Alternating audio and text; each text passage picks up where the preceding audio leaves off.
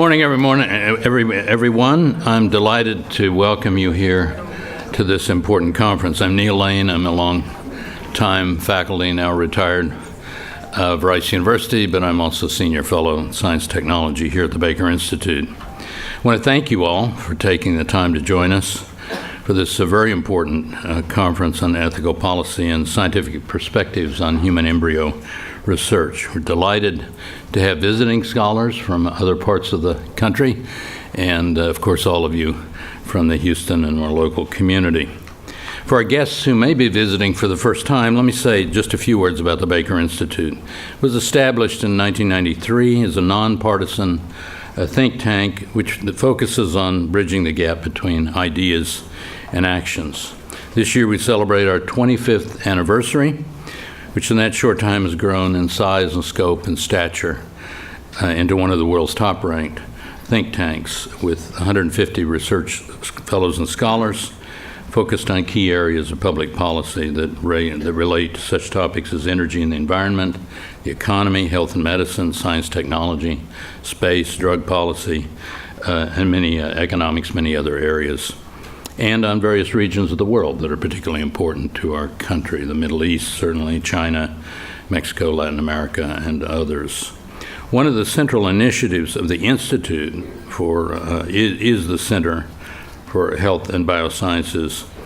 Led by Dr. Vivian Ho, an economist, the Center conducts research in health and biosciences policy to develop and support substantive, we hope, recommendations to improve the cost and the access and the delivery, the quality of health, both nationwide and globally.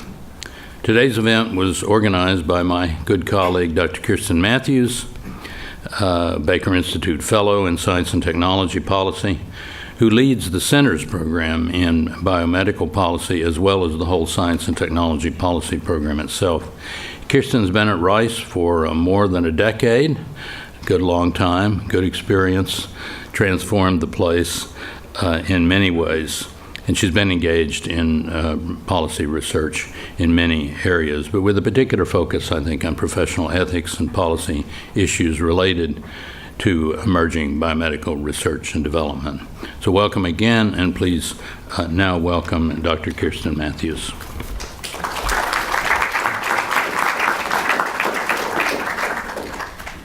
So good morning. Thank you all for coming. So our discussion today is going to focus, as it says on here, on the ethical, political, and scientific perspectives on human embryo research specifically. We're going to look at the 14-day guideline. And so before I started, I wanted to talk a little bit about that. First, I wanted to thank our sponsor, the Greenwall Foundation, who supported this research project, which also supports today's public event. I have a few slides, I think, that would help eliminate this, but I don't know if they're up yet. Anyway, the 14-day rule, just to kind of set the stage for everybody, is a guideline in the U.S. that requires all research done using human embryos to stop at the 14th day of development, which typically coincides with the formation of the primitive streak. Oh, look at their slides. Oh, nope, wrong ones. Anyway, no, it's the wrong slideshow deck. So anyway, this is the talk later. So it's the 14th day, which is the formation of what we call a primitive streak, and it was based on a series of developmental landmarks. It was created in 1979, and it links to the first sign of differentiation that we start seeing in organization of the embryo and beginning in theory of neural development, you would think. It also has a point that people say of individuality because it's the last point of twinning could occur or occurs right before that. There have mentioned things like it's prior to that point, a large number of embryos are estimated as high as 50% spontaneously abort. They don't implant correctly, and we are pregnant and never actually know. And furthermore, this date was also chosen, I think, largely because of the time of its creation of this 14-day rule in 1979. It was really far beyond the work that researchers were doing. It was estimated around 5 to 7 days that they were culturing them in labs, so 14 days wasn't something that was hindering research. So this morning's session, we're kind of dividing into two panels. The first session is going to have two speakers that talk about what we know, how we know it, and what we can learn from human embryo research, and that will be Dr. Brovanoglu and Dr. Wagner. And the second panel will be the U.S. policy landscape and ethical questions to consider that will review human embryo policies, ethical and moral questions considered when evaluating human embryo guidelines. So to moderate our first panel is Dr. Jason Robert, who's the director of the Lincoln Center for Applied Ethics at Arizona State University and the Distinguished Professor of Life Sciences. When he comes up, I also wanted to point out that there's also some question cards that we have here. We will have Q&A sessions, but there might not be a time to get to your particular question. We have also our email address listed on here, so you can also email these cards or give us the cards at the end of the panel discussion if you didn't get a chance to ask your question, or if you have comments, things you think you want us to consider that maybe you didn't want to say publicly. We'd really appreciate if you could fill them out and give it to us or email it to us later. So with that, I'll have Dr. Roberto. Thanks, Kirsten. Dr. Matthews did an absolute ton of work pulling this group together for the next few days, and we're very glad to see so many people in the room this morning for this public session. As Dr. Matthews mentioned, my name is Jason Robert, and I'm from Arizona State University. I didn't really know what a dry heat was when I moved to Arizona, but I sure as heck know what a wet heat is now that I'm here. It's with great pleasure that I introduce our two speakers for this first session. We're going to begin with Daniel Wagner, who's an associate professor of biosciences here at Rice University and also affiliated as a faculty scholar with the Baker Institute. And secondly, we're going to hear from Dr. Ali Brovanoglu from the Rockefeller University, where he holds the Robert and Harriet Heilbrunn Professorship, and he's the head of the Laboratory of Stem Cell Biology and Molecular Embryology, and one of the scientists on the cutting edge of research in human embryology. So without further ado, Dan, take it away.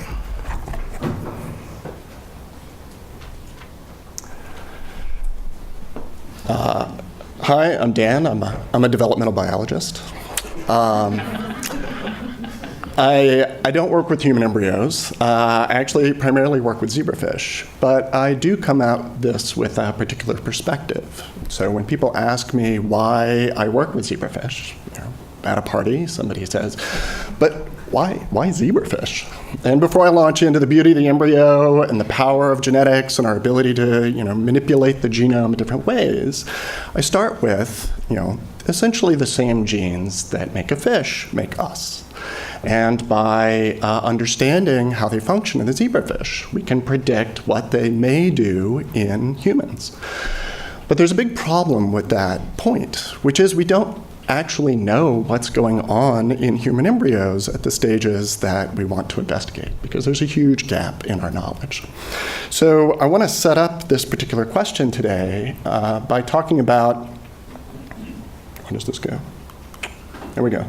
By essentially touching on three different points. So one, I want to talk about the use of model organisms like the zebrafish. What are their advantages and what are their disadvantages? What kind of tools that we use in modern developmental biology? This talk could be hours and hours long, but I've got about 3 minutes. I also want to talk a little bit about historically how we've examined human embryo development, leaving out the in vitro culture part for the most part, but talking about where that gap in our knowledge really comes from. And then in the end, I'll try not to be too pedantic about it, but I want to give you a flavor of some different milestones of human embryo development. What can we see when? What does the embryo look like at a few different stages? So here we've got a diagram of the phylogenetic relationships among different major model organisms. So here, a bit of an outlier is my favorite, the zebrafish. And then within this tighter group, we've got frogs, such as Xenopus laevis or Xenopus tropicalis. There's also the chicken, which is a popular developmental biology model. And then most closely related to the humans, we have the mouse.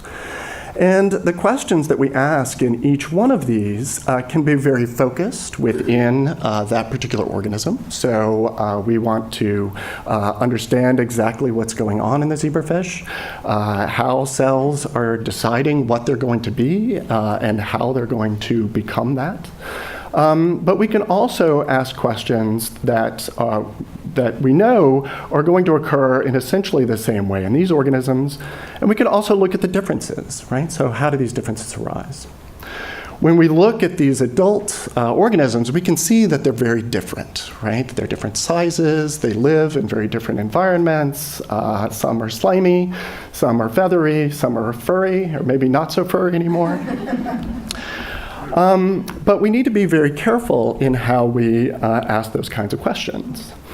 But we can also look at embryo genesis. And this has long been recognized in the developmental biology community, for over 100 years.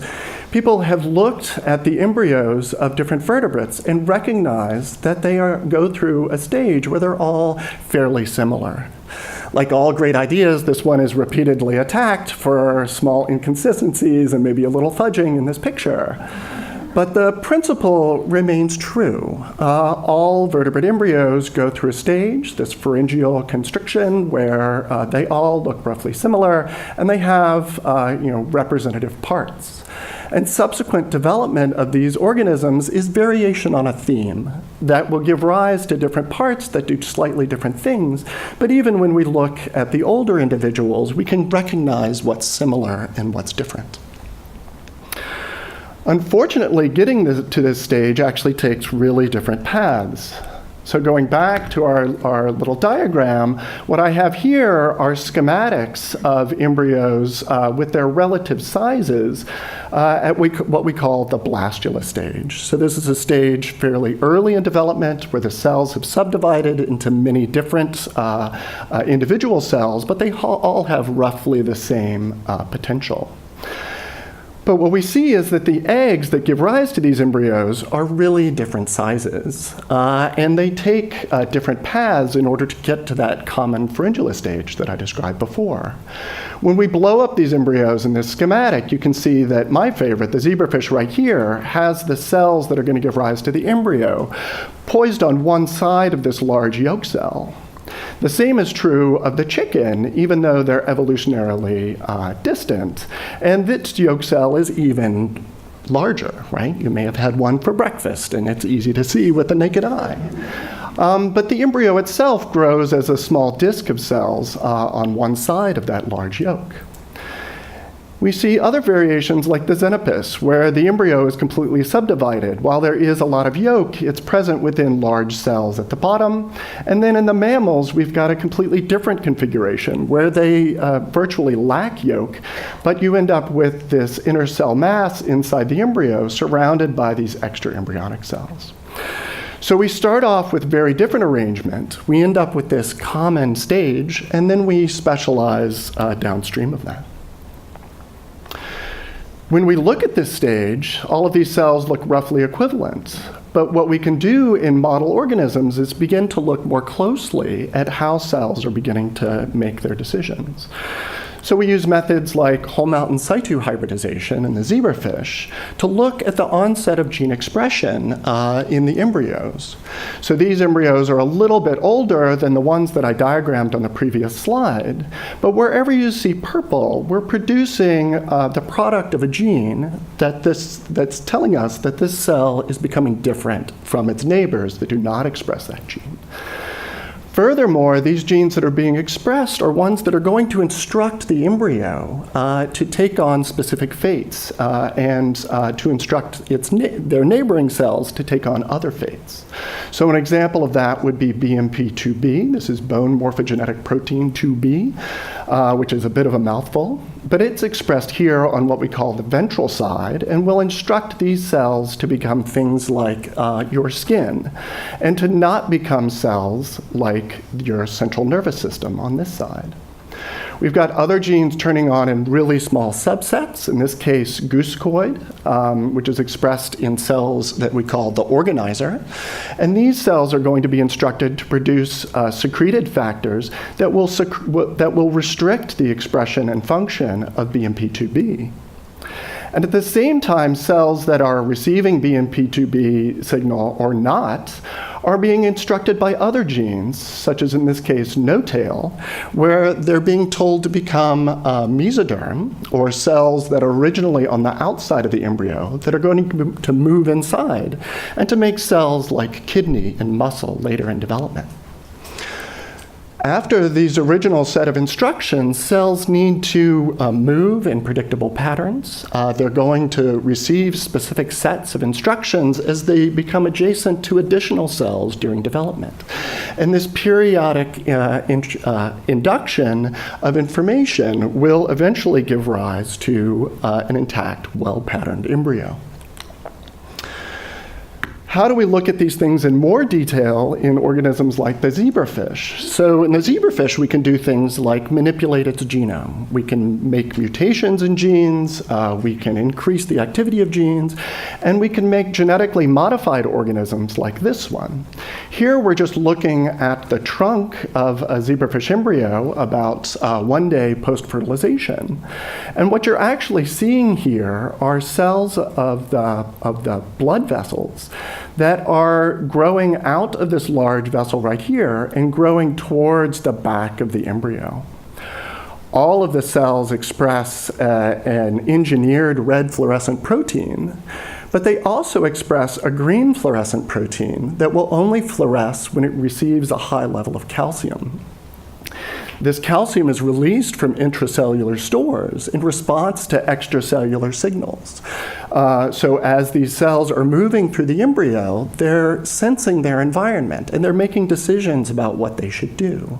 They're migrating in a particular direction, or they're deciding that they should divide and make 2 cells so that they can stretch that vessel out longer. But with tools like this, we can really finely examine exactly how cells are deciding what they should do as the embryo is developing. But we don't have these kinds of tools available to us when we want to understand human embryo development. So historically, our understanding of early stages of human embryo development is really limited to fairly early time periods, primarily through the work of in vitro fertilization labs that are working to optimize the success rates of their treatments for infertile couples. Or they come from embryo collections where, for a long period of time, individuals have collected and preserved rare specimens of human embryo development. And these have been organized into centralized collections that are available for study. But because these are preserved specimens, we can't go in and use the tools that we can use in model organisms to really understand how cells are deciding what they should do in the embryo. So here we have just an example from a recent paper where investigators are developing time-lapse methods to examine embryos that are being cultured for in vitro fertilization. And through analyzing the dynamic aspects of development, these labs are getting some predictive power as to their success rate. It's the actual movement of a live embryo that can tell you how healthy an embryo is as it's developing. And this is leading to a whole set of guidelines in vitro fertilization labs that allow them to determine, is this a healthy embryo or is it not? What I also want you to see is how dynamic these embryos are. Admittedly, this is a time-lapse video, so when you just look through a microscope, you're not seeing all of these rapid changes. But the individual cells are moving around quite a bit, and the intracellular dynamics in this early embryo at fertilization are really quite striking. As you make the 2 pronuclei, then those disappear, the cell divides, and so on.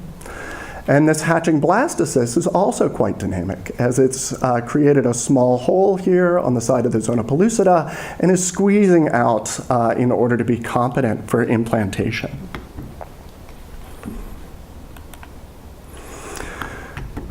So moving on from that earlier time lapse, we move into our schematic representations of human embryo development. So shortly after that early cell division that I showed you, the embryo cells of the embryo actually become to be different from each other. So we have an early event called compaction, where the cells that are initially not tightly adherent to each other do become tightly adherent, and a subset of cells end up on the inside of the embryo, and these are going to give rise to the embryo proper, whereas the cells that are left on the outside are going to become an extraembryonic cell type called the trophoblast. Shortly after this point, the inside of these trophoblast cells begins to inflate to make the blastocele, leaving the inner cell mass on one side. And this inner cell mass continues to differentiate, producing this hypoblast, another extraembryonic cell type on one side of the embryo. This stage is particularly important for our current biology, our current understanding of human biology, because embryonic stem cells are derived from this time period. And examining the differences between human embryonic stem cells and mouse embryonic stem cells has identified differences in the transcriptional networks that maintain these cells in an undifferentiated state and keep them from differentiating prematurely. As we move on in development, what we see in the human is that another opening forms in the embryo. This is the amniotic cavity, and this results in a human embryo that's shaped much like a disc. This is in contrast to what we see in the mouse embryo, where it starts out looking pretty similar, but the mouse embryo ends up forming this cup shape.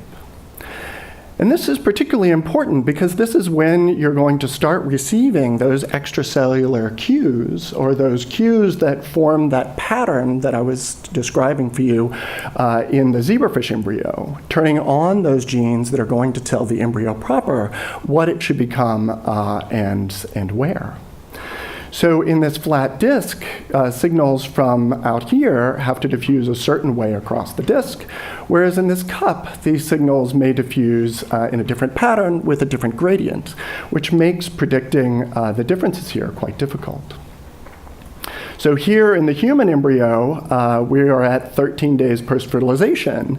We've got this disc-shaped embryo that's really poised to differentiate and begin to form all of the different parts of the embryo. And this is really the limit of our current ability to examine human embryogenesis. So jumping forward a few days, we've launched into gastrulation. The next slides that I show you are going to have some embryo schematics on this side. Then there's going to be a cross-section of, in this case, the presumptive neural plate here in green, but anterior neural cells in the brain in later slides. And then I've got a little schematic that shows the organization of these cells within the area of neural cells in each at each stage.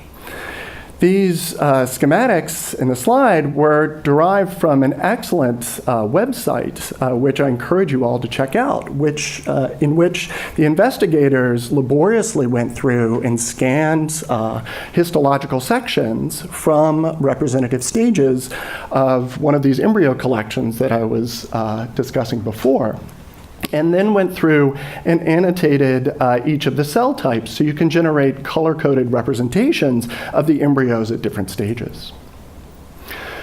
So here, at about 18 days post-fertilization, we've got the beginnings of gastrulation. So here we've got what's called the primitive streak, and this embryo should express the no-tail homologue in humans along this slide. That BMP2 gene that I described in zebrafish earlier would be expressed out here. And then the goosecoid would be expressed in a small population of cells that started down here and are migrating underneath this presumptive neural plate.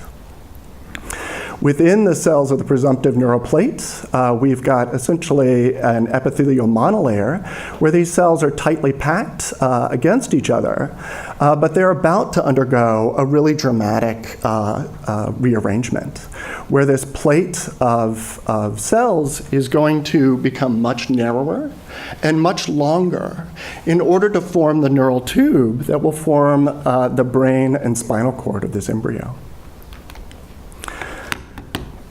As we jump forward a few more days, we see this dramatic rearrangement has occurred. Again, the neural cells are in green. We're looking down on the back of the embryo, where we also see that these cells are undergoing neurulation, or neural tube formation, where the sheet of cells is curling up on itself so that what was the outer edges will ultimately join in order to form the tube of the central nervous system. And here I've extracted that green structure and then rotated it 90 degrees. So you can see that already we're getting differences in the anterior to posterior organization of the central nervous system. Still, if we look in the neural tube, we have essentially an epithelial monolayer. It looks like these cells are piled up relative to each other, but that's because they need to change their shapes pretty dramatically in order to provide that lifting and reshaping of the neural tube into a tube. We jump forward a few more days, and the tube has just finished sealing, and we have an embryo that's about that pharyngeal stage that I was describing before. So here, looking on the outside, you can see that there are a number of features. Here's the forebrain. Here are the pharyngeal arches that we use to describe this stage. These are going to ultimately form most of the face. The heart has just started beating, and the central nervous system is clearly differentiating into different regions of the embryo. And even though the neural plate is a little bit thicker here, it's a little hard to see in this section, but in the schematic, what I've diagrammed is that we have cells that still span the full extent of the central nervous system, and cells migrate their cell bodies down to the interior surface in order to divide, in order to expand the number of cells within this central nervous system. We jump forward a little further. The embryo is getting much more elaborate. We begin to see the arms and legs beginning to grow out of the embryo.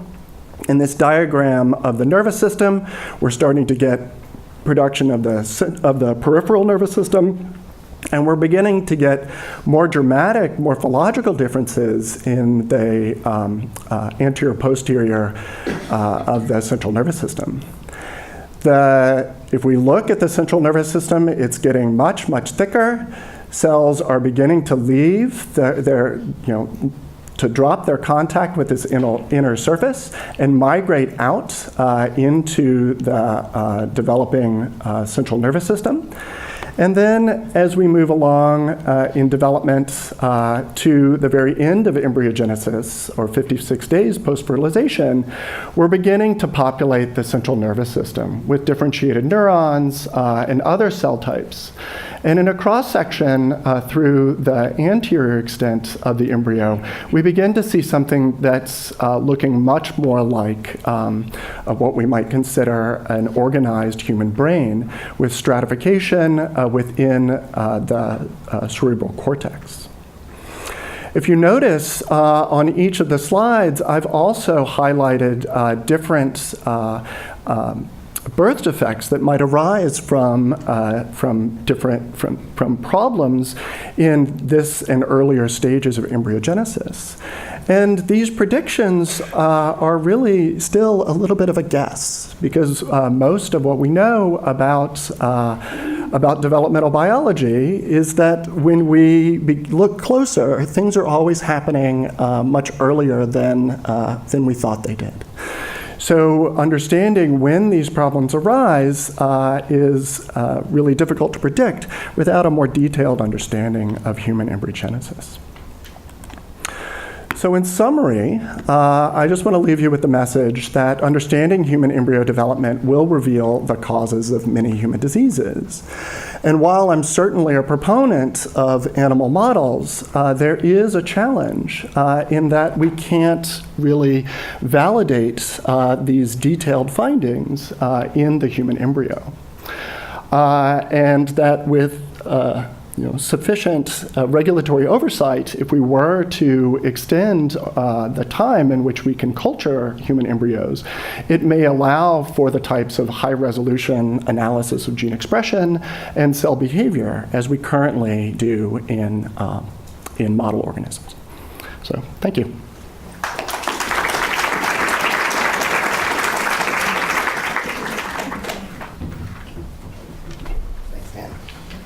Now I'll invite Dr. Brie Van Loo, and we'll have a question and answer session after Dr. Brie Van Loo's presentation. Thank you. Thank you.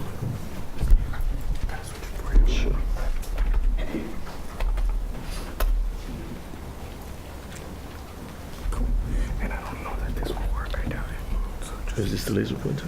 This is the laser. Okay. All right, perfect. So I would like to begin by, of course, thanking the organizers for the opportunity for me to come here and to present some of the work of my lab. And this is my first time in Houston. And already last night I appreciated the quality of the food and the barbecues and social ambiance. So I'm very happy to be here. And to contribute to this, I also want to emphasize from the beginning that this, for me, would be a learning experience, because as we discuss some of the issues we're going to be talking about, this is really an argument that is alive and evolving, and I would love to hear opinions, especially those that might be against dogma as we move forward.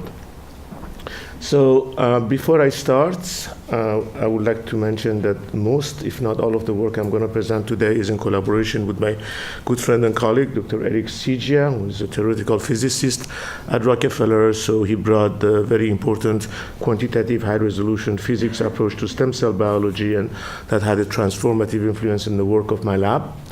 And yes, I'm going to talk about what we know, how know it, and what more can we learn, although this last one might go on forever.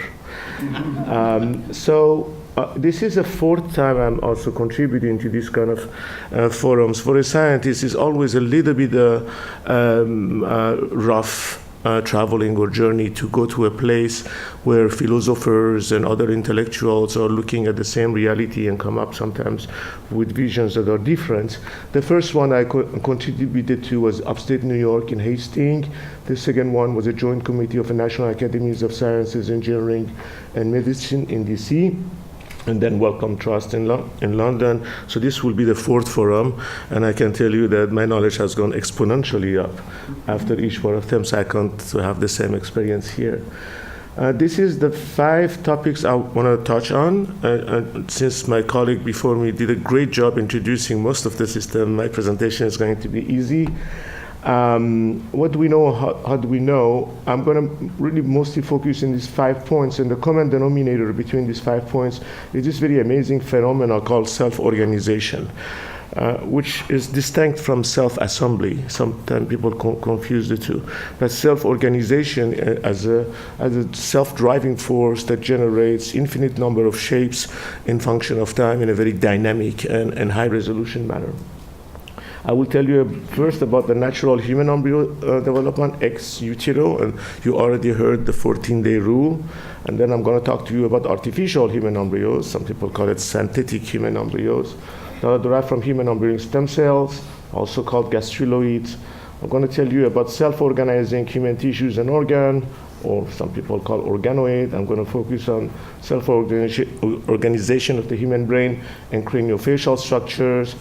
I didn't see it in the program, but I thought it would be appropriate to put 2 or 2 slides about chimeras, which is another way of looking at self-organization of human tissues and human organ, but this time around in an environment that's more embryonic or an embryonic ecosystem. And finally, while I personally think that the basic knowledge that we gain from these studies, looking back at our own origin, is sufficient enough for me to be attractive to continue the rest of my life just looking at it and admiring it. I will also present examples of some utilitarian outcome to say why this can be useful, not just for our admiration and the magic that happens in front of us. And I will discuss modeling diseases using a variety of these combinations, gastruloids and organoids. Okay, so let's start with the first one. You saw these pictures, drawings just a few minutes ago. This is mine. It's from the Carnegie collection here. This is the day 0, the blastocyst that you saw with the 2 group of cells. I always say this is like a soccer ball and this is like a tennis ball inside of the soccer ball. This rose on the uterus flattens, but it doesn't remain completely flat. At day 17, we look, so up to this point, we look like a sphere. Now we start suddenly looking like a volcano. You're looking at the top of the volcano, and this is the crater in one side, and this is the flank. So this is the attached side. At day 19, the ventral part is still in progress, hasn't been closed. The brain hasn't been closed yet, but you can clearly distinguish the anterior-posterior axis and the right-left symmetry in the ventral dorsal aspect. So the 3 body plans, the 3 axes have been specified. Day 24, everything is zipped up in the back, except the brain remains open and a piece of the posterior spinal cord is still open.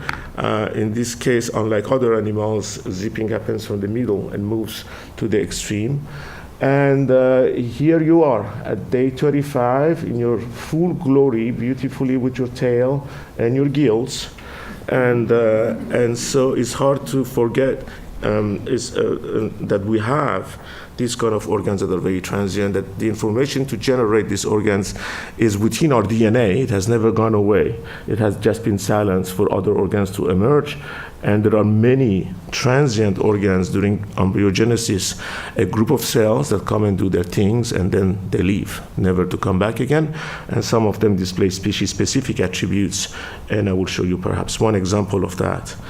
But it's important to know that in theory, we should be able to generate not only everybody's favorite organ, which is a pancreas, liver, or a heart, but we should also be able to generate a tail or a gill, and why not?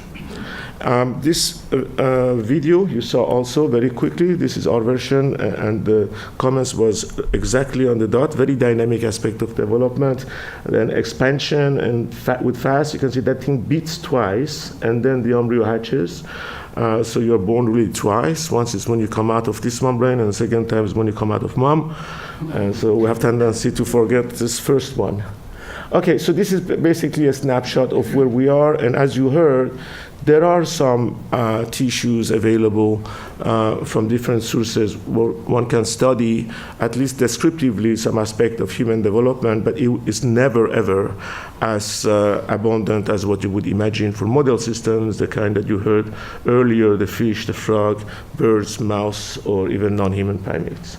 The source of biological material is actually one of the most challenging aspects of this kind of studies, and of course, immediately after that, or in parallel with that, the ethical rules that needs to be discussed and respected.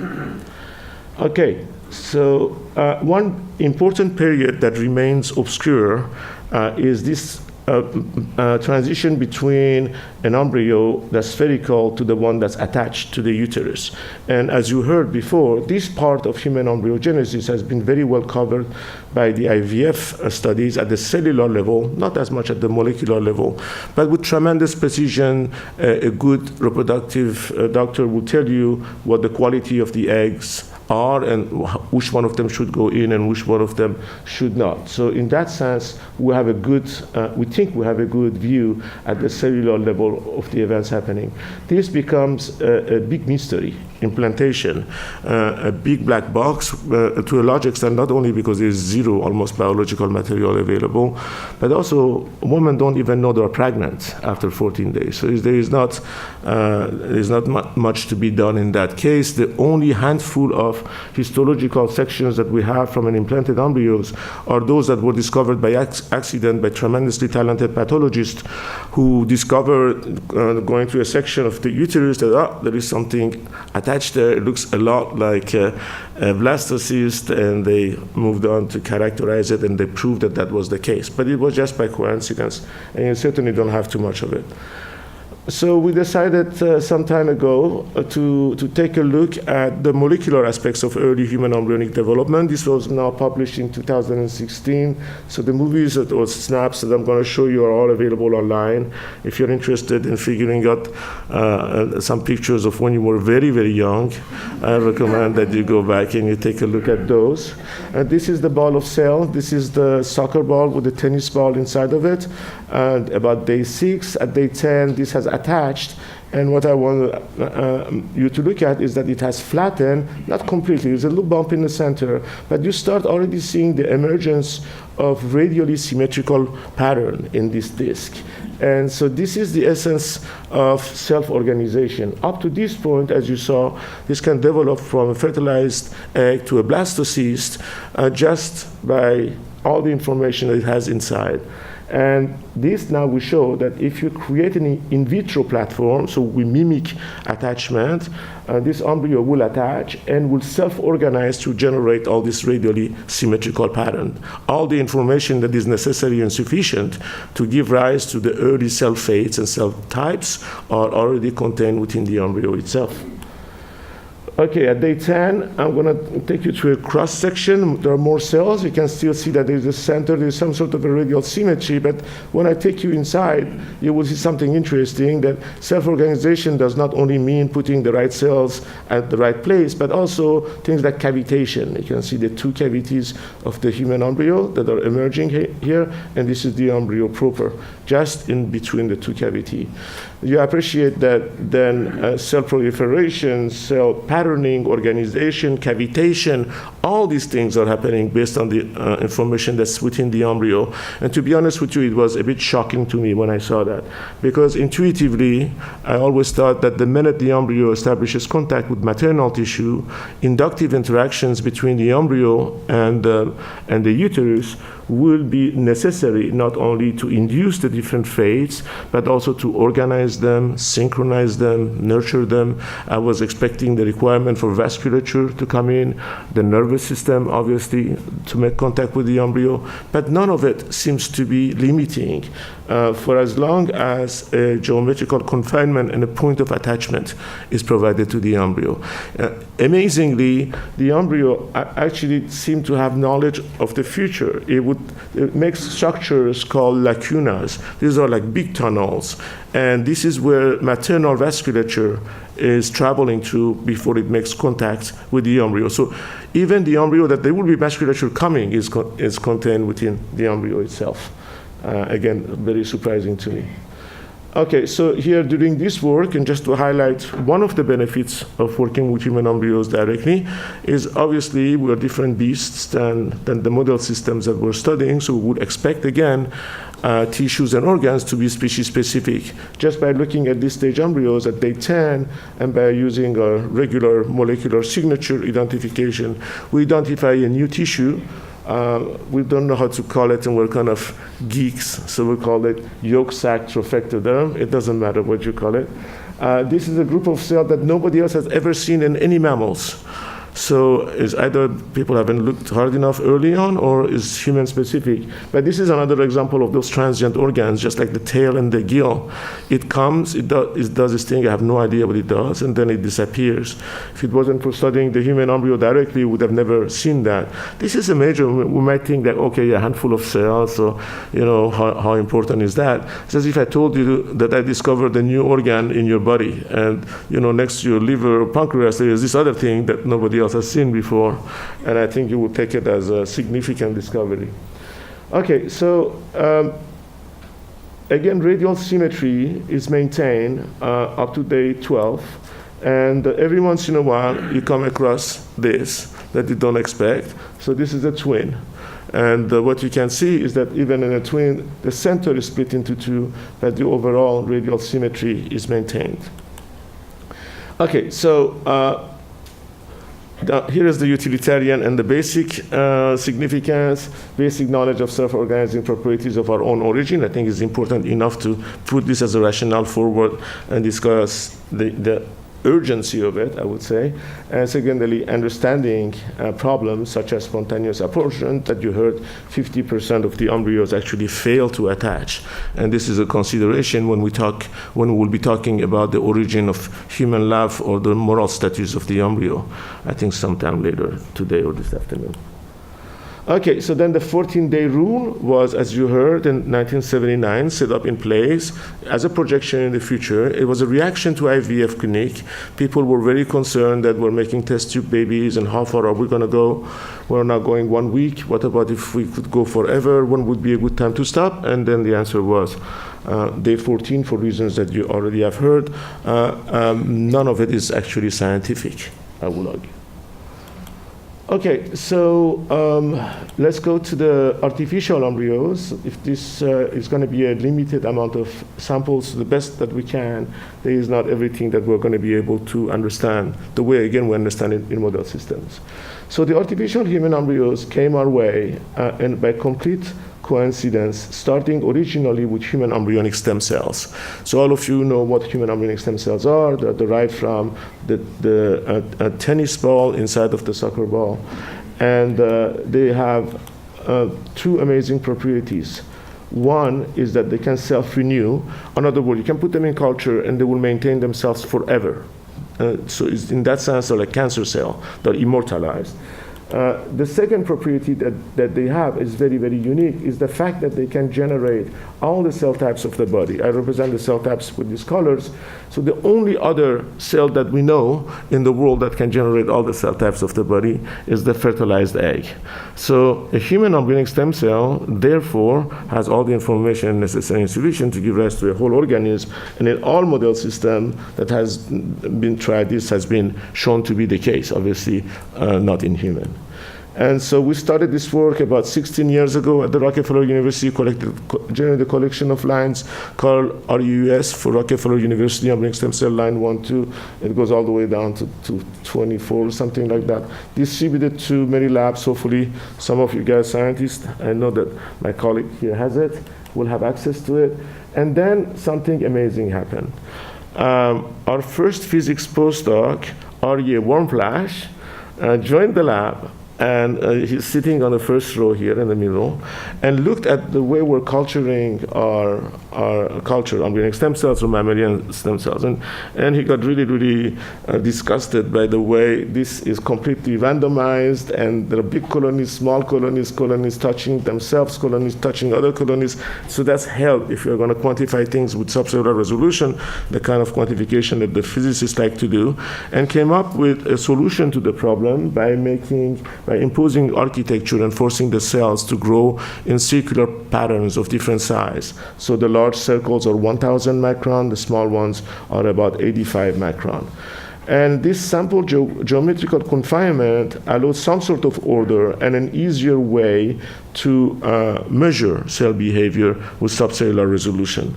In addition to that, a software was used together with Eric and other colleagues that allowed quantification from every single cell. So these red dots on the gray dots are the way the measurements are done. This is a corner of one of those circles here.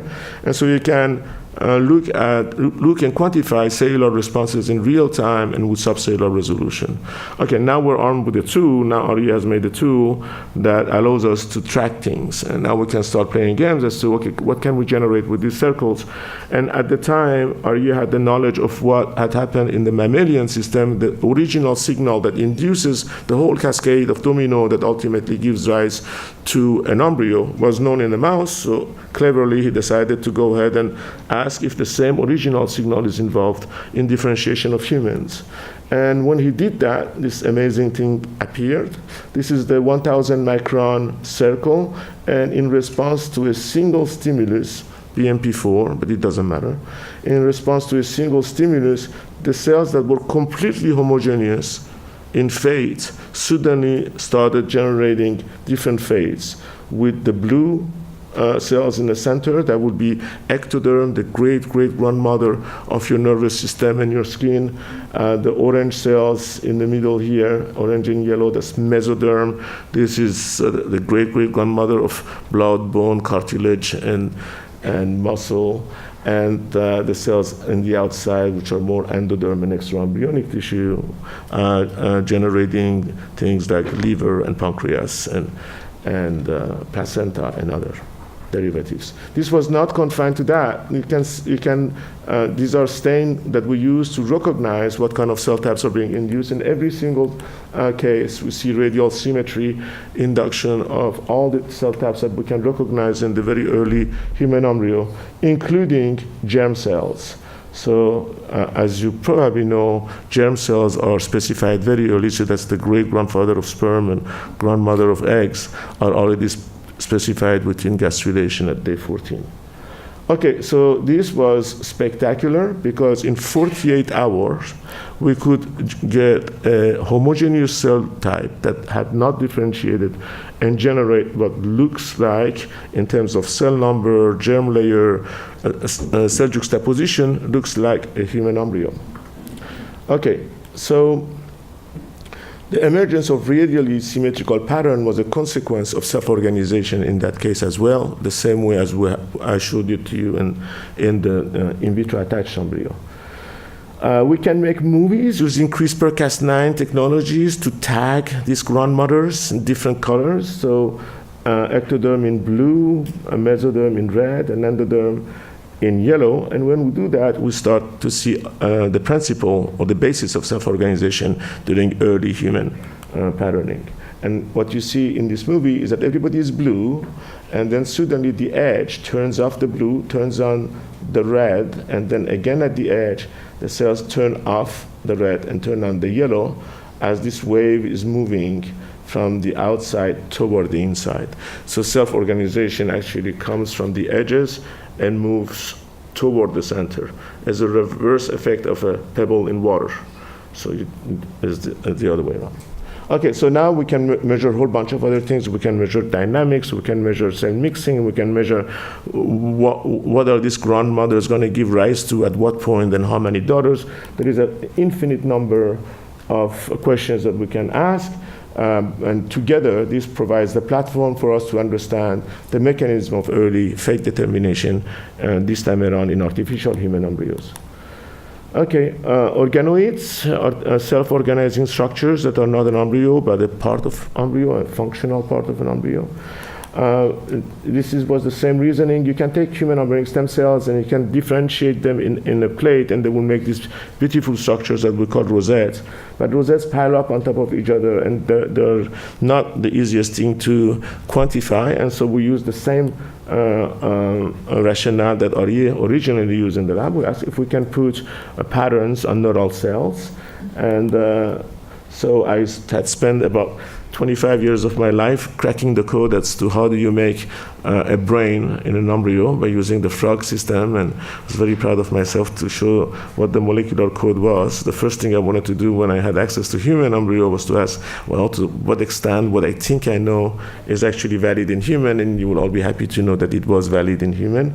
We can take pluripotent human embryonic stem cells, present them with the same treatment as you do in a frog, and you would convert all of them to neural tissue, neural cells. And if you ask what kind of neural tissue, the answer is always telencephalic, the most dorsal-anterior part of the nervous system.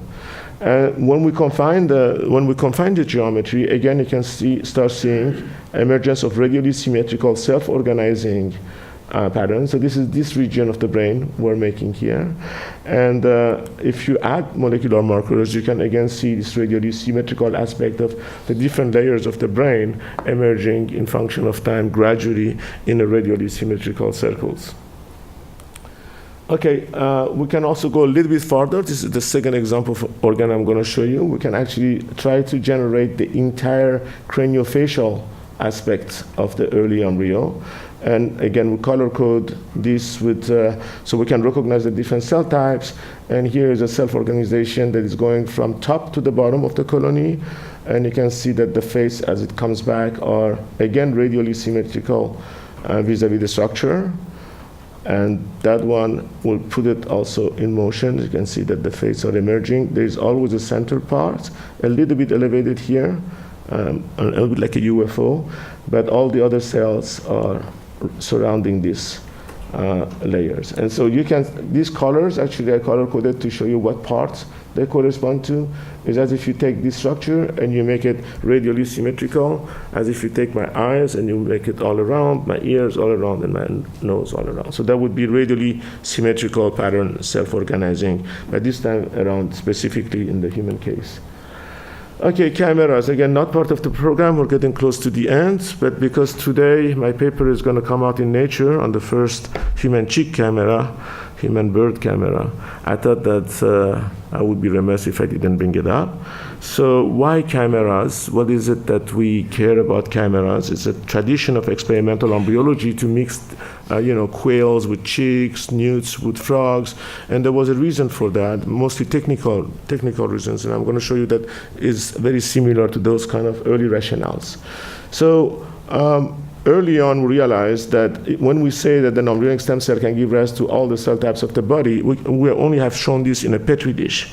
And embryologists don't like to show what cells can do in a Petri dish because we already know there is almost infinite number of performances they can do.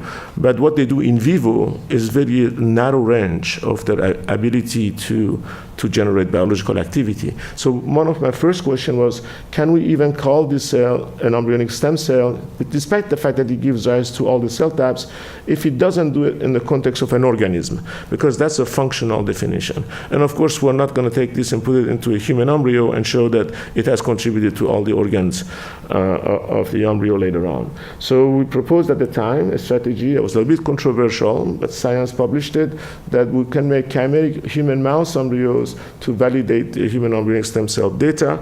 And so this was the rationale, and this was after many, many attempts.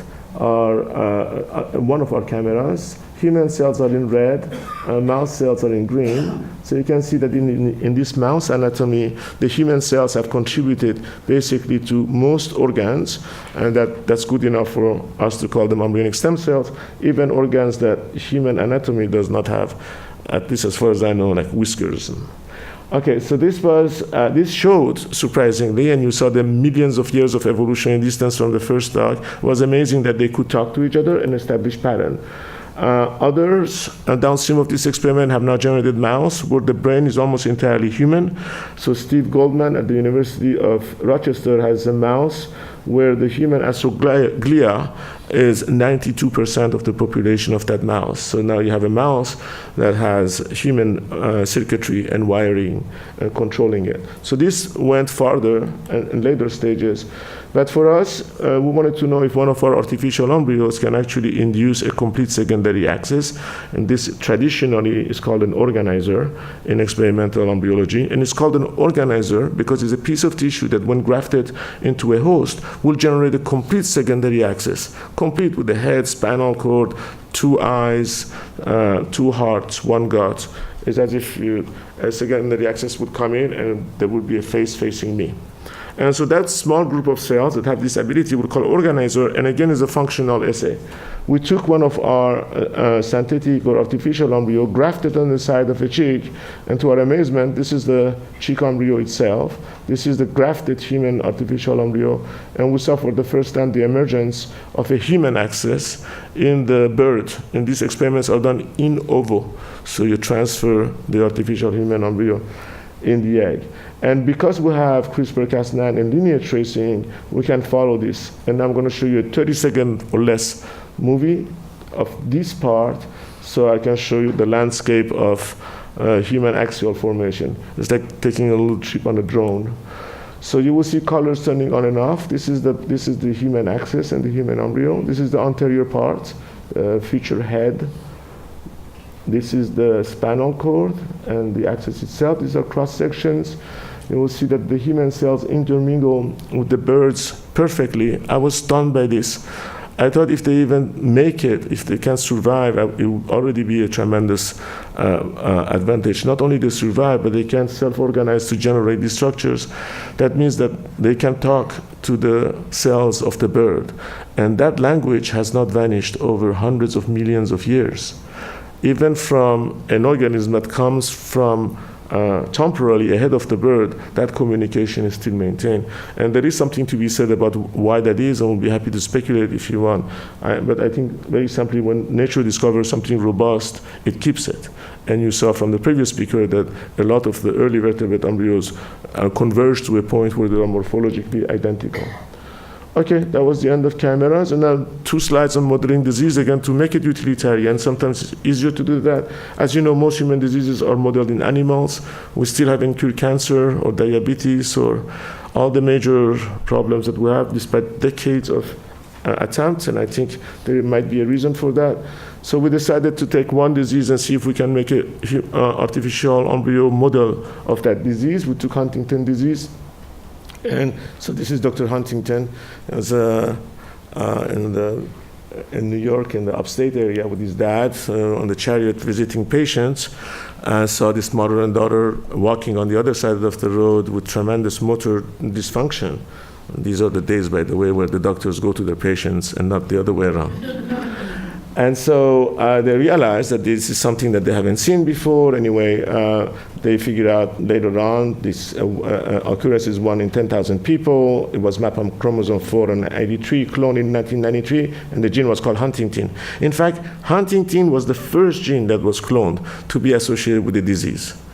1993, and we still today don't know what the function of the gene is, never mind what the mutation does. So people who get very excited about cloning a gene that's associated with a disease should remember that it's not a direct connection most of the time. Basically, the reason we picked it again is it's easy to model it. Hopefully all of us in this room have about 15 to 25 repeat of this thing called CAG in your DNA, okay? If you go above that and get close to 40, unfortunately, you're out of luck. With 100% penetrance, you will display the disease. So this is not one of those, 40% chance of this or that. This is 100%. So we thought, and there is no cure or therapy or anything. Okay, so we started modeling this. We used CRISPR-Cas9. We used a female background, RUS2, and this is self-organization the way I showed you before that Ari had discovered. If you make a CAG insertion of 150, this is what you see. These 2 artificial embryos are identical at the genetic level. So you sequence the genome 3 times in a row to convince yourself that there are no off-target effects or any other disruption, and yet you can see that the very simple manipulation of insertion of a piece of DNA has this drastic consequence. So we consider this a phenotypic screen. This is no different than in the 1980s when Eric Wishaus and Nuslan Warhart were dissecting the insects' developmental system, where they would find mutants where there's a leg that grows up instead of an antenna. And by observation like this, they could figure out exactly what the genetic program for differentiation was. Here we have a chance to figure out what is the genetic program that goes from a non-HD Huntington case to an HD case, and this time with subcellular resolution. And we can understand not only the function of the protein, but the neuropathology. And so you can also use this to do screens for drugs, and that did not escape our attention. Eric Sigiana co-founded a company called Rumi Scientific in San Francisco, and this is exactly what the company is doing. Here's an example of drug 1. So if you take this drug and you apply it to this background, you bring it back to this. It's still not a perfect rescue like the way it should be, but this is much better than this. So this is a very efficient way of screening directly in human systems. This is another one with a similar effect, again, not as great, but much better than that. And this is continuously moving forward. What about the models in the brain and craniofacial? So this is the normal situation. I shouldn't say normal, I was told. I should say non-HD situation. With different markers here. If you look at the 56 CAG insertions, so Huntington case, you can already see serious difference in the center of these brains, and that comes gradually, and you can follow it and track it in real time. And if you look at the craniofacial structure, again, this is this normal situation. You see major aberrances in the case of Huntington. So this is the first time modeling a human disease in humans rather than trying to model Huntington in a mouse or a rat with no success so far. We hope that this is going to change a little bit better. Based on that also, we can draw important conclusions that is disturbing sometimes to the field. For example, we propose that Huntington disease is a neurodevelopmental and not a neurodegenerative disease, that the effects of the disease occurs way before there is such a thing as a neuron. Okay, that's pretty much it. I give you a little tour here. I give you some basic appreciation of what it means to look back of where we come from as human beings. That has always been part of our essence and texture. It's something that we cannot help. And so that alone for me is enough to drive the work further. I also give you the utilitarian aspect about how this could change the way we understand and treat disease. And I'm looking forward to your questions and the comments and criticism. Thank you for your attention.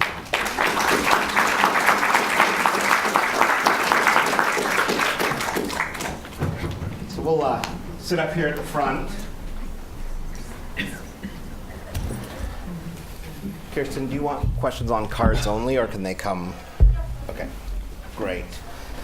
So we've had the benefit of listening to two very accomplished scientists laying out some of the background and the current status of research in this domain. I have one pressing question I want to ask both our scholars, and then hopefully in the meantime you'll come up with questions of your own.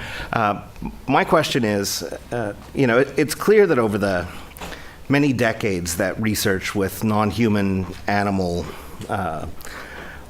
models has been ongoing, that scientists haven't chosen the animals just willy-nilly, right? There are good reasons for choosing a zebrafish to do certain kinds of work and a zebrafish over any other kind of fish and so on. But once those models are established, it can be difficult to work in an animal other than the zebrafish if you want to study something in fish and so on. And that means that you can get constrained a little bit in terms of what you can actually study. So let's pretend that history doesn't matter, that politics doesn't matter, that ethics doesn't matter. What's the animal that you'd most like to do a particular experiment in to get at one of the key driving questions here? What science do you want to do that you're not doing right now?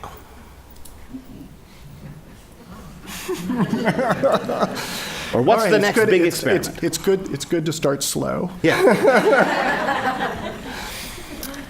Well, I think it really has to do with internal motivation. Certainly, there is a drive to understand human development, but I came to biology from fascination with the diversity of life. So I enjoy doing experiments in the zebrafish. If I had my druthers, I would actually do more fishes that would allow us to compare what's happening. And mainly that's because of the technology that we have available to us. So the comparative work would be really important for you. And that's, I think, an interesting observation because it leads right into what Dr. Brivenlu was talking about, the necessity, for instance, with the chimera work of really trying to demonstrate something in a different system in order to demonstrate that it's not an artifact or whatever, but it's a real phenomenon. What about you, Dr. Brivenlu? What's the next experiment you want to do, unencumbered by history or politics or anything else? Oh, I would maintain a level of ambition. I think that's a little bit more forward-looking than my colleague. I think I would continue on exploring ways of understanding our own origins and our own development. The principle of fate determination, early fate determination. How do cells know who they are going to be? I think this is important to do it in human for many reasons, but perhaps most importantly because we now appreciate that there are genes and cell types and tissues that do not exist in any other model system. So if we're going to be serious about studying or understanding our own development, it seems to me that we don't have much of a choice. And so the problem really becomes, how do we go about this? How do we go in a way where we balance, the scientific necessities with the belief and the respect of people who have philosophical or ethical or religious issues with that, and I think one of the reasons that I am here, at least, is to contribute to this mission and to say, if we were to put everything on the table, and we could put everything that disturbs us and things that attracts us, can we actually come up and articulate a way to say, like day 14 was some sort of a artificial boundary. Can we come up with other ways of dealing with those boundaries? I don't think science is going to be limiting, really. I think it's very important. Technology will not be limiting.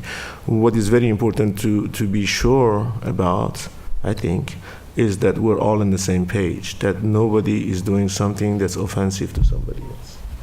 Great, thank you. So, and now I will open it up. We'll start right here in the front row. Well, speaking of others and what others are doing, there are a lot of nations that don't have the ethical concerns that the U.S. has. And if anybody is going to be aware of what's going on, it would be you guys. What are you aware of? So I'll repeat the question. Genetic experimentation, possibly with human embryos in other countries. So I'll repeat the question just in case folks couldn't hear it. What's happening in other countries that might not be encumbered by the kinds of philosophical, ethical, and political considerations that govern the science here? Do you know of anything happening elsewhere in the world? Yes, so as already stated before, we start with the 14-day rule, for example. You speak more into the mic. Yeah. Thank you. I appreciate it. The 14-day rule is actually a guideline in the United States. It's not policy, where it is policy everywhere else in the world. So that's one big difference, and I think this was reflective of the fact that when the National Academy and others were contributing to this discussion, they didn't want to handcuff themselves to a scientific projection that they had no evidence for. So day 14 was put on the table based on the definition that you heard before, but I think it was very clever on behalf of the scientific community of the US not to make it policy and keep it as guidelines. So that's one of them. The issue of genetic manipulation, CRISPR-Cas9, genome editing is something where different countries are still debating. China, for example, as you know, was the first country who came up with a CRISPR-Cas9 edited embryo that was in vitro in a petri dish, immediately followed by Shukrat Metalipov in the US, who also did that independently. And so usually, as you can see by this setting, usually this does not become an issue until a scientific progress is being made. And then there is a period of relaxation, discussion, and then the next move forward. The chimeras, the last example I will use for you, we published the first one in 2006, the mouse that I showed you. And it was very controversial at the time, and there was a lot of discussions and legitimate discussions. For example, how many cells would you put in a mouse embryo for it to still be a mouse? If I go 50-50, is that the mouse or is the human? And if it is human traits attached, does this thing has rights? Does it need to be buried? Does it require a lawyer to represent him or her? So these are the kind of questions. And then also everything else about the person's contribution to the brain. What if the mouse starts talking? Or what about if it gets pregnant and the embryo is bigger than all this kind of concern? And this can all be resolved by simple agreement that, less than 1% input, termination at a given time. And so this was, at the beginning, despite the turbulence, it became very quickly the norm, because it was hard now to publish a paper in human embryonic stem cells without showing that in vivo, not in a petri dish, in vivo, the properties that are being described are valid, they are functioning the way projected. So this was going on, and during the Obama administration, funding was allowed to do human embryonic, public funding, to do human embryonic stem cell work and chimera work. And that was all in place. In 2015, suddenly NIH put a moratorium on chimera experiments, just to lift it a year after that. So you see there is these oscillations of sometimes induced by stochastic influences. But we're still in the period, so right now, NIH has still a moratorium on chimera, but not in all kind of chimeras. You are not supposed to use public funding to do very early chimera, especially, so for example, we are not to take a human embryonic stem cell that is not differentiated and put it into a chick embryo. But I can take an artificial embryo that's differentiated and then put it in a chick embryo. That's where we are, very plastic and dynamic. All right, we've got a question right here, and then right there. So, Professor Revelno, I want to follow up on a comment that you just made about the, how much makes it mouse, how much makes it human. And the experiment, the really interesting experiment you showed us with the Huntington's gene, and also the use of the physical structure to generate gastroloids. I mean, but in both those instances, it's striking how a very small alteration has a very, very significant effect. Correct. And so I wonder if if there needs to be thinking about how to draw distinctions that ultimately will have some sort of significance for ethical and policy discussions, to draw distinctions between this type of thing and that type of thing. What do you think the right sort of biological approach and criteria ought to be for this? Is the right way to count cells? Is the right way to look at genes? Is the right way to look at morphology? What are the right sort of bases for drawing these distinctions? I think it all depends on the question you want to answer. Scientifically, we set up a rationale. Well, let's say mouse. Let's say the mouse-human distinction. So in the Goldman experiment, he was insistent that it was a mouse. It was just a much smarter mouse because it had human glia. But what do you think? What's the right basis for drawing a distinction like that? Or do those distinctions dissolve and cease to be useful? No, I think they're useful because obviously you're in a comparative platform, so you have to measure the differences. The issue of smart or not smart, you see, those are things that I cannot measure with a ruler the way Steve Goldman perhaps can do better than me. You know that the essay was based on field learning experience, where I'm sure the audience knows, you put a mouse in a cage, in a metallic cage, you shine a red light, and 30 seconds later you get a small jolt at the bottom. And a regular mouse takes 20 lights turning on and off before he or she can associate with the fact that that's bad news. When the light goes on, something bad is going to happen. Steve Goldman's mouse takes only 2 at times. So by that criteria, he calls it smarter. Is it smarter or better reflex or maybe a little bit more excited? Is not, those kind of things are difficult to quantify. From a very basic, not behavior, but from a basic embryological point of view, we know exactly what the domains for each one of these germ layers are: ectoderm, mesoderm, endoderm. We can measure, thanks to tremendous quantitative tool, we can measure very small fluctuations from one treatment, one stimulus to the other. We can measure the effect of geometry. So I showed you only circles today, but Ari had done triangles, rectangles, squares, Pac-Mans, breaking symmetry from inside. And it's amazing what you learn. The way human cells can measure their distance from a given edge. It was something that was recently resolved by other colleagues in the lab as well, Fred Etok and others. But we now know that there are really 2 components. When you saw the movie where things are happening from the edge toward the inside, the differentiation is happening from the edge toward the inside, we now know that the way the cells know what gene they should turn on and what gene not to turn on is based on how far they are from the edge, not how far they are from the center, which was a little bit counterintuitive to me.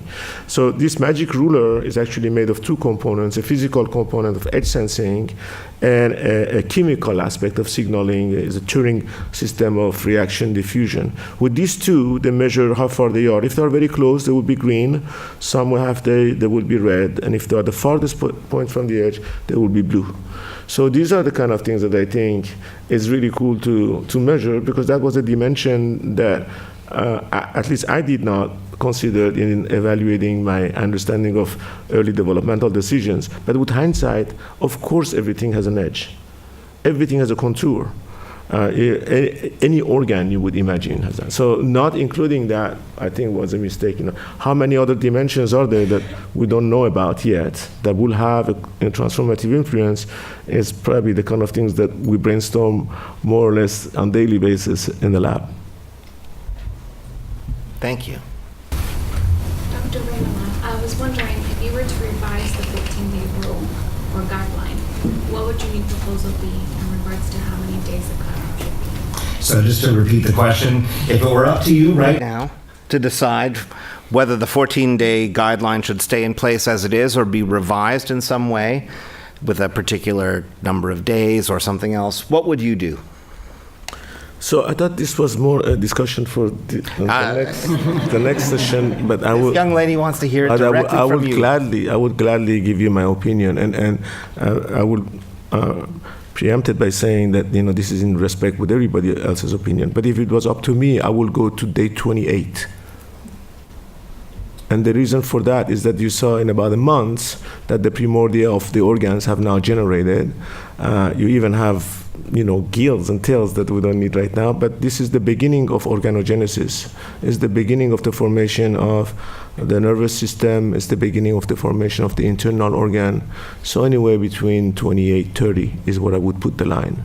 So at day 28 and 30, you already have a heartbeat going on there. So what would you do with that embryo? Would you go ahead and reimplant it, or would you be, what would be the outcome of it? So heartbeat occurs, and again, you have to consider that different genetic backgrounds have slightly bit different timing in their development, but it averages around day 40. So I'm staying before the heartbeat. It's interesting that heartbeat is the variable that you're concerned with compared to many other things that happen at that stage. But again, we can discuss it more in detail this afternoon if you wish. Thank you. Up here and then down here in the front will be the last one. So I'm sorry, this is another ethical question. And it's just the opposite of Professor Robert's question. What wouldn't you do? I mean, what that is imaginable, right, that you could see the science moving towards? Is there any boundary that you personally would think, no, there'd be something problematic about that in particular? Or is that something that you think it's best not to have an answer to until the point that until you come to that point? Clearly,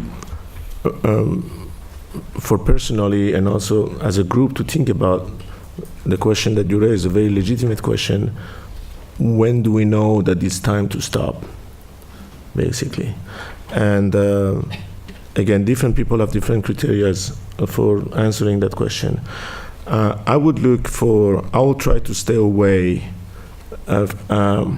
My boundary will be to stay away when the nervous system is connected in a way that it can process information. And so, for example, we know that the 6 layers of the brain, and that's actually way past what I suggested earlier, but you pushed me there and I'm going to go there. 18 weeks after conception, the 6 layers of the neocortex are established, but they're not wired yet. Wiring requires hypothalamus and cortical connections that begins around week 22 to 24. And the connection between the axons to their target and the initiation of action potentials and communications is the signature of the onset of the formation of the nervous system. I would stop. That would be a place where I would say, in the context of the artificial embryo, in the context of the organoid, when I make the brains or the craniofacial structure, those I have no problem going as far. In fact, I would be looking forward to see the patterns of communication in that system, but not in the whole artificial embryo. Right, we'll have our last question right up here. I mean, I would argue that the answer to questions like that is really a discussion that needs to be had, and we have structures in place to have those kinds of difficult discussions. So we have institutional review boards at all institutions that do human work. We have animal care and use committees where investigators are already practiced in making an argument that this research is important, and having a framework to be able to evaluate those arguments, I think is really key. Setting a specific deadline, I think, only constrains what people might imagine, but they still have to make the argument in order to get permission. Thanks, Dan. So final question right here, but don't forget you could still write questions down, get them out to folks from the Baker Institute, and we'll make sure that they inform our discussions. So please go ahead. My question is regarding the artificial human embryos. Is this a creative way to bypass all the political and regulatory limitations, or would you still have chosen such a model to study diseases like Huntington's, for example, absent such limitations? And how are you, as a U.S. scientist, been able to compete on the global arena with research like this? Okay, so it was not. So did we do the artificial human embryo to bypass the requirement after 14 days, right? If I understand correctly, and will I still do it as a? These limitations. Yeah. So we landed on the artificial human embryos by accident. It's all this man's fault here. We did not expect to have self-organization. I did not expect to see self-organization in response to a single stimulus, even though that stimulus was shown in mouse and model system to be sitting on top of the hierarchy that everything makes everything happen downstream.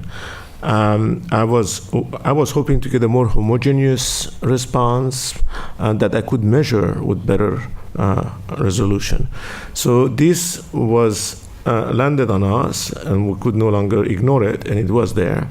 And then we gradually realized that these things are also display signatures of gastrulation. So remember, gastrulation in human is considered to be day 14, right? So that's why we have this 14-day rule. There was something bizarre about the timing here, because the embryonic stem cells come from that tennis ball inside of a soccer ball when the embryo is 5 days old. You put them in culture, and they grow indefinitely, undifferentiated. Okay? So this makes me assume at least that they're frozen in time. They're frozen in 5 days. Then there is a stimulation that put them on circles, stimulate, and within 2 days, you start seeing gastrulation. So if you add this thing, the age of this artificial embryo should be about 7 days, 8 if you count, maybe plus or minus derivations. We're still far from 14. So clearly, and this is also true, by the way, for the brain and craniofacial self-organizing structures, there is a time acceleration that is occurring when you confine geometry. And that's a fascinating question, because it tells us that maybe one day we might be able to manipulate timing of differentiation. Usually when something goes very fast, people are not as attracted than when you slow down things. But so this is one way of moving fast. But you already know that when you do a cloning experiment, when you do a somatic cell nuclear transfer, a la John Gurdon, or if you do a reprogramming of somatic cells, a la Yamanaka, what you're really doing here, and this needs to be proven a little bit with sharper tones, I think, but still quite obvious at this point, is that you're playing the movie backward. You're taking a cell from a very highly differentiated state, and you bring it back to sustain biological activity that's way past in her past. So this ability of being able to accelerate time, perhaps with confinement or chimeras, or decelerate, perhaps by changing the environment of the DNA, these are all in the horizon. And I think if you're going to do this in a system and you can do it in humans, then I don't see why you would not do it in humans. So we did not do that to bypass the day 14. The day 14 became an issue for us for the in vitro implantation experiments of the natural embryo. That's the toughest decision I've ever had to make in my scientific career, was to stop the experiment at day 14, because they were still going. These things were going beautifully. Well, thank you very much. Thank you all for the questions. We have about a 10-minute break. 5, 10, 20. We have about a 10-minute coffee break, and then we're going to come back for the second session, which is going to dive into the policy and even more so into some of the ethical questions related to this research. Thank you. I can't wait to read the Nature paper. Yes, it's coming today. Thank you for the